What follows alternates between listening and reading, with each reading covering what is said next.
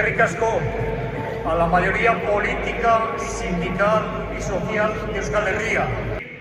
Queremos hoy una vez más denunciar la práctica de una justicia vengativa que no solo se conforma con bloquear el proceso de vuelta a casa de los presos vascos, sino también juzga y condena a sus abogados y abogadas.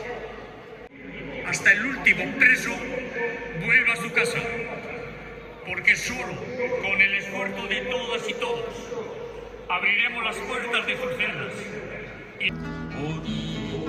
espada hilotzean ari da.